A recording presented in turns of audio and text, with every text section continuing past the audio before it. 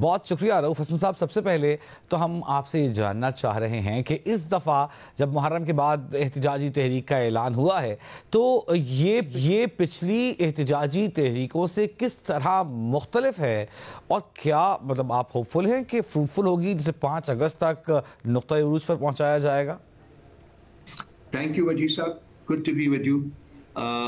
ये मुख्तलिफ है जी, फंडामेंटली डिफरेंट है। देखिए, पहले हम लोग एक जगह के ऊपर कंसंट्रेट करते थे, संजानी करना है या मीनार पाकिस्तान करनी है या डी चौक करना है या और ऐसी जगहों के ऊपर करना है। ये जो तहरीक उससे इस तरीके से मुख्तलिफ है कि ये एक पूरी मुल्कगीर तहरीक है और वो किसी एक जगह के ऊपर फोकस नहीं करेगी, बल्कि तमाम मुल्क जो है उसको फोकस किया जाएगा। ये ग्रास रूट्स लेवल से शुरू होगी, यूसी लेवल से तहसील डिस्ट्रिक्ट लेवल तक आती आती प्रोविंस तक पहुंचेगी और फिर एक नेशनल तारीख में ये शक्ल उसकी इख्तियार करेगी। इस स्टेज के ऊपर मैं इससे ज्यादा आपके साथ कोई उसके खदोखाल जो है वो शेयर नहीं कर सकता, लेकिन आप देखेंगे कि अनकरीब जब ये शुरू होती है, शुरू तो हो रही है, in the next 1 or 2 days शुरू हो जाएगी, तो उसके बाद इसके खदोखाल जो है वो भी आया होते जाएंगे, आप सब लोगों को पता चल जाएगा और जहां हमें बताना पड़ेगा आपको, हम भी आपको गाइड करते हैं। अच्छा, इस दफा सरप्राइज फैक्टर आपने रखा है, लेकिन एक चीज जो सरप्राइज फैक्टर इस दफा होगी जिसके बारे में हम थोड़ा सा गैस कर सकते हैं, वो कासिम और सुलेमान की आमद के बारे में उम्मीद जाहिर की जा रही है कि वो आएंगे। बाज़ हल्कों का ख्याल है कि वो लीड करेंगे, लेकिन बैरिस्टर जफर कल कह चुके हैं कि नहीं, वो किसी तहरीक का हिस्सा नहीं बनेंगे। हमने देखा कि पाकिस्तान तहरीक इंसाफ एहतजाजों से उम्मीद बांधती आई है माजी में। हम बहुत सारे इवेंट्स से खुद को जोड़ते देखा हमने पाकिस्तान तहरीक इंसाफ को, जब वो कभी समझते थे कि यार नए चीफ जस्टिस आएंगे, हालात बदल जाएंगे, अब यूं होगा तो हालात बदल जाएंगे, 26 नवंबर का एहतजाज होगा तो खान साहब को छुड़वाए बगैर हम वापस नहीं जाएंगे। इस दफा कासिम और सुलेमान से होप्स आपने टाई की हुई हैं, तो आपको लगता है कि ये कोई बड़ा सरप्राइज फैक्टर होगा, इस दफा नतीजा मुख्तलिफ होगा? वजी साहब, मैं आपको I would like to tell you actually कि ये हमारी उम्मीद हमेशा पाकिस्तान की आवाम के साथ लिंक होती है, किसी एक और इंडिविजुअल्स के साथ लिंक नहीं होती। हाँ, जो हमने पहले एहतजाज किए हैं तो लाजमी बात है उससे कुछ उम्मीदें जो हैं वो मुंसलिक थी, लेकिन जो मुल्क का हाल है, जो इस वक्त यहाँ इदारों का हाल है, जिस लेवल की फस्तायत और जुल्म और जबर है, वो उसमें हम to be honest about it, हमें भी एहसास नहीं था कि जी ये रियासत और रियासत के ऊपर जो हुक्मरान विराजमान है वो इस हद तक रियासत को गिरा देंगे और रियासत के इदारों को इस हद तक कॉम्प्रोमाइज कर देंगे। इस वक्त अगर आप देखिए, ऑब्जेक्टिवली भी देखें, तो यहाँ इस मुल्क में ना आइन है, ना कानून है, ना जमहूरियत है, और 26वीं आइनी तरमीम के बाद तो वर्चुअली जो अदलिया का एक स्टेटस था as a pillar of the state, वो भी खत्म हो चुका हुआ है। तो इन हालात में सिर्फ आवाम के साथ ही उम्मीद जोड़ी जा सकती है, और तो किसी के ऊपर, हम इदारों के ऊपर, अब मेरा ख्याल है कि हम इस पोजीशन में नहीं है कि हम इदारों के ऊपर बैंक करें, ये कहें कि जी अदलिया से हमें इंसाफ मिल जाएगा या लेजिस्लेचर के अंदर जाके हम तकरीर करके, अब बात करके, अपनी सबमिशन करके हम कोई उनसे सुनवाई हमारी हो जाएगी। उस सब स्टेजेस से हम गुजर के अब स्टेज के ऊपर पहुंचे कि at the end of the day जो है सिर्फ और सिर्फ जो आवाम के ऊपर बैंक करके, उन्हीं को इन्वॉल्व करके अपनी जो तहरीक है उसको आगे बढ़ाने की कोशिश करनी है। अच्छा रऊफ साहब, आपने कहा कि अवाम से उम्मीदें वाबस्ता कर लेते हैं। अब आप यकीन करें कि हमने पिछले तमाम एहतजाजों में देखा कि अवाम से जो आपकी उम्मीदें हैं, अवाम यानी कि पाकिस्तान तहरीक इंसाफ का जो वोटर है, सपोर्टर है, जो हामी है, कारकुन है, वो निकलता है, भरपूर तरीके से निकलता है, जान लड़ाता है, डंडे भी खाता है, और पाकिस्तान तहरीक इंसाफ का मौक़िफ़ है कि उन्होंने जारी भी दी हैं। लेकिन जो फैक्टर मिसिंग नज़र आता है वो है जो क़यादत है वो दिखाई नहीं देती। अगर आपको याद हो, जिस तरह अभी हमने बयानात चलाए भी हैं, हमने देखा कि अमीन गंडापुर हैं, कुछ मरकजी क़यादत है केपी हुकूमत की, बुशरा बीबी थी लास्ट टाइम, बाकी दीगर जो बड़े रहनुमा थे उनके पास कोई ना कोई उज़्र होता है, वो बताते हैं मैं फलां कमेटी मीटिंग में था, कुछ कहते हैं मैं सोने चला गया था। तो आपको लगता है कि अगर सिर्फ अवाम पर बैंक करेंगे और लोकल लीडरशिप नहीं होगी तो आपकी तहरीक कामयाब हो सकती है? वजी साहब, बहुत इंपॉर्टेंट पॉइंट आपने रेज किया है, बिल्कुल आप सही कह रहे हैं टू अ ग्रेट एक्सटेंट, और ये खान साहब ने भी बड़ा क्लियर कर दिए। आपने उनकी स्टेटमेंट भी सुनी होगी कि जो मेरे बयानिए का बोझ नहीं उठा सकता वो अलहदा हो जाए, वो पीछे हट जाए। हमारे पास पार्टी में बहुत से ऐसे लोग हैं, यूथ है, यंग लोग हैं, जो कि ये इस बयानिए का बोझ जो है वो उठाने के लिए तैयार खड़े हुए हैं। सो वो होगा, आपको लीडरशिप नजर आएगी, बिल्कुल सही है। आवाम को अगर लीडरशिप नजर ना आए तो फिर आवाम क्यों निकले, कैसे निकले?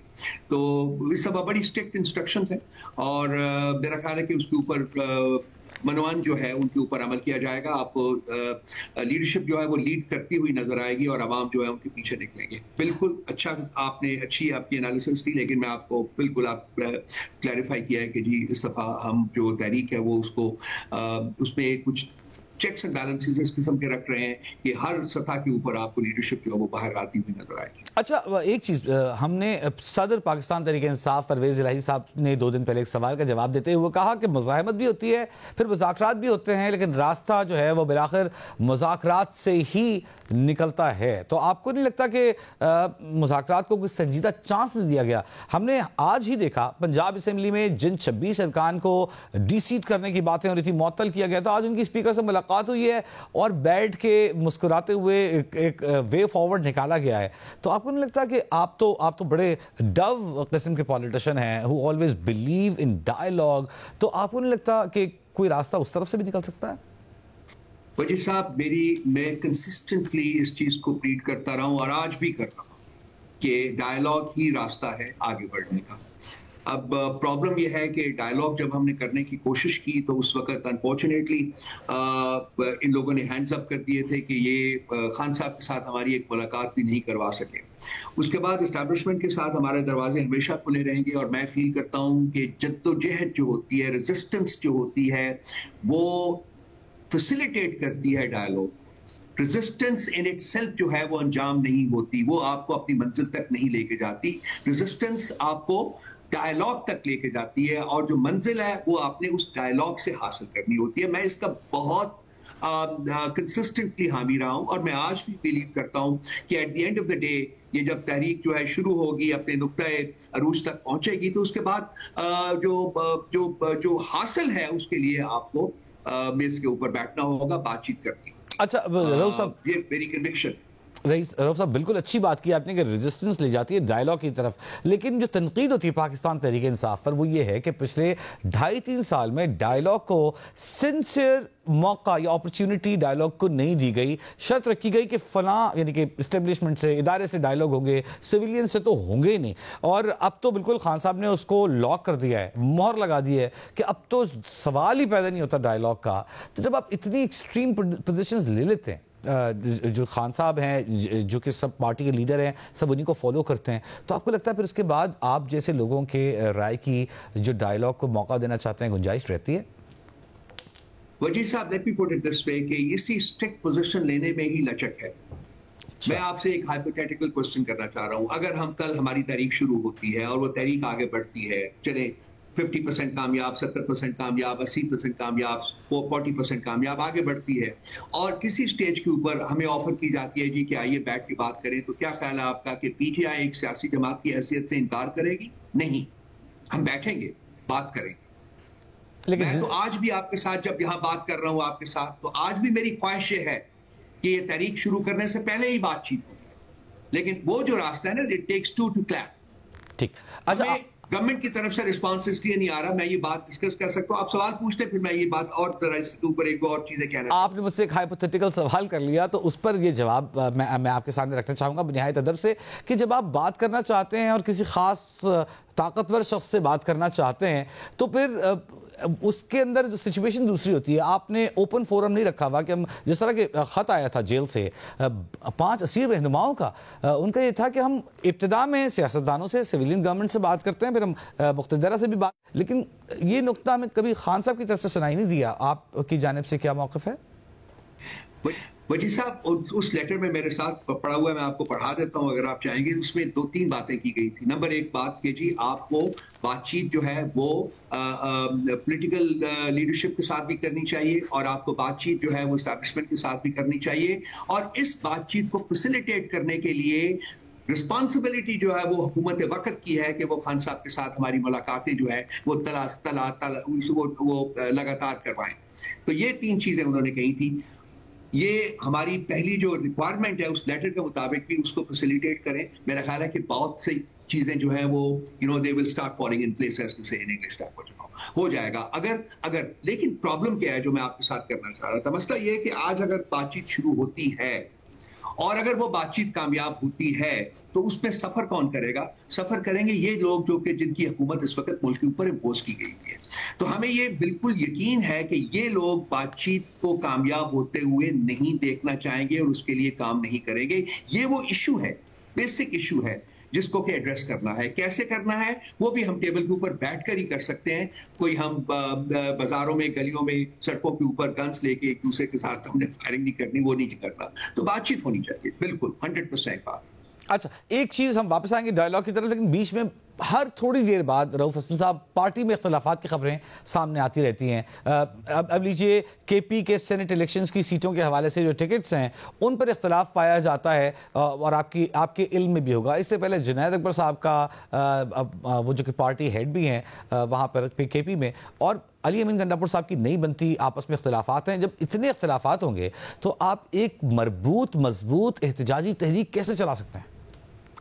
वजी साहब देखिए, मुख्तलिफ इतनी बड़ी पॉलिटिकल पार्टी में मुख्तलिफ आरा का होना कोई अनहोनी बात नहीं है, होती है, होनी चाहिए, और उसी से ये कंसल्टेटिव प्रोसेस के जरिए एक अच्छा प्रोग्राम बनता है, एक अच्छी कंक्लूजन के ऊपर पहुंचते हैं। जो हमसे गलती हुई है, जो कि बाकी पॉलिटिकल पार्टीज, क्योंकि वो शायद पॉलिटिकल फील्ड में हमसे बहुत ज्यादा अरसे से मौजूद हैं, कि हमने वो पब्लिक फोरम के ऊपर डिस्कस किया। तो खान साहब ने इस सिलसिले में स्ट्रिक्ट इंस्ट्रक्शंस इशू कर दिए हैं कि कोई बंदा जो है वो अपने जाती इख्तलाफात को पब्लिक फोरम के ऊपर नहीं लेके जाएगा। अगर वो लेके जाएगा तो फिर डिसिप्लिनरी एक्शन जो लिया जाएगा। Let me assure you, PMLN में भी बड़े इख्तलाफात हैं, let me assure you People's Party में भी बड़े इख्तलाफात हैं। हमसे जो गलती हुई है वो मैंने आपके सामने अर्ज कर दी। अच्छा, मैं जो सवाल आपसे अब स्पेसिफिक करना चाह रहा हूं कि हम देख रहे हैं कि नून लीग मौलाना जमीयत उलमा इस्लाम के मौलाना फजल रहमान से मुलाकात करिए, मिलकर केपी में इलेक्शन लड़ रहे हैं ताकि ज्यादा नशिस्तें जीत सकें सेनेट पर। दूसरी जानब अगर आपकी सफ़ों में इख्तिलाफ होगा नशिस्तों में, हमने देखा माजी में केपी में कुछ लोगों को टिकट नहीं मिले, वो आज़ाद लड़े हैं। एक शख्स का भाई शहीद हो गया, वो आज़ाद लड़ा, उसे टिकट नहीं मिला, वो बाद में किसी और पार्टी में शामिल हो गया। आपको नहीं लगता कि ये नुकसान पहुंचाएगा आपको नशिस्तों के मामले में? देखिए, डिवीजन जहां भी होगी वो पार्टी को नुकसान होता है, इस बारे में तो कोई शक नहीं है ना। वो पीएमएलएन में हो, पीपल्स पार्टी में हो, पीटीआई में हो, जेयूआई में हो, किससे भी हो, वो डिवीजन नुकसान देती है। कोशिश यही है कि डिवीजन ना होने पाए। कोशिश ये है कि ना सिर्फ के पार्टी के अंदर कंसेंसस हो जाए, बल्कि बाकी पॉलिटिकल पार्टीज के साथ भी मिलके हम लोग जिसकी जितनी बनती हैं वो ले लें। तो ये सारा काम इसके ऊपर हो रहा है। उसके ऊपर एक एलेबरेट ब्रीफिंग हमें 2 दिन पहले मिली है। मुझे उम्मीद है कि कंसेंसस के साथ बात आगे बढ़ेगी और जो छोटे मोटे इख्तलाफात सामने आ रहे हैं वो भी दूर हो जाएंगे। गवर्नर केपी का क्लेम यह है कि 5 सेनेट की नशिस्तें इत्तेहादी जमातें जीतने में कामयाब हो जाएंगी। आपकी क्या खबर है, आपके पास क्या इत्तलात हैं? हमें कहा गया है जी कि मिनिमम 6 या 7 हमारे पास आ गए। अच्छा, आखिरी सवाल आपसे करना चाहूँगा। एहतजाजी तहरीक की जानिब आप बढ़ रहे हैं, इससे पहले मुतादिद कोशिशें एहतजाजी तहरीक के ज़रिए इस बात की हो चुकी है कि बिल आखिर सामने वाले फरीक को मुज़ाकरात की टेबल पर आने पर मजबूर किया जाए। और आपने आज भी यही अर्ज़ की कि आज के एहतजाज का, यानी आने वाले एहतजाज का मकसद भी यही है। अगर ये तहरीक भी अगर नाकाम हो जाती है, हाइपोथेटिकल क्वेश्चन है, तो क्या ऑप्शंस होंगे रऊफ साहब? देखिए, तहरीक के नाकामी की वजूहात नहीं है। मेरा ख्याल है कि इस मुल्क के जो मसाइल हैं वो इस बात की गमाजी करते हैं कि तहरीक कामयाब होगी। बाकी ये है कि ये तहरीक जो है इसका कोई टाइम लिमिट नहीं है कि जी 10 दिन चलेगी या 20 दिन चलेगी या 40 दिन चलेगी। ये ऑनगोइंग एक प्रोसेस है, ये चलेगा और अल्टीमेटली आई होप कि हम इसको लंबा ना होने दें। कोशिश ये करें कि जल्दी से जल्दी जो है अपनी तमाम जो हमारे पास रिसोर्सेज हैं, जैसे भी हैं, बातचीत का या जो कुछ भी है, हम इस नुक्ते के ऊपर पहुंच जाएं कि हम लोग बैठ के बातचीत जो है उसका आगाज कर सकें। वो बातचीत का आगाज करने के बाद भी वक्त लगता है नतीजों के ऊपर पहुंचने के लिए। सो जहां तक मेरी अंडरस्टैंडिंग है इस तहरीक की, वो ये है इट्स एन ऑनगोइंग प्रोसेस और ये फैसिलिटेट करेगा एक डायलॉग के प्रोसेस को, जो कि पीटीआई और बाकी जो ताकतें हैं, बी दैट एस्टैब्लिशमेंट और पॉलिटिकल जो लीडरशिप है उनके दरमियान, बिल्कुल वैसे ही जैसे कि हमारी लीडरशिप जो अडयाला जेल में, कोट लखपत में उन्होंने लिखा था, ये होगा। और यही एक रास्ता है वजी साहब, मैं एक कन्विक्शन के साथ कह रहा हूं, बातचीत ही वो रास्ता है जिससे कि सियासी मसाइल हल किए जाते हैं।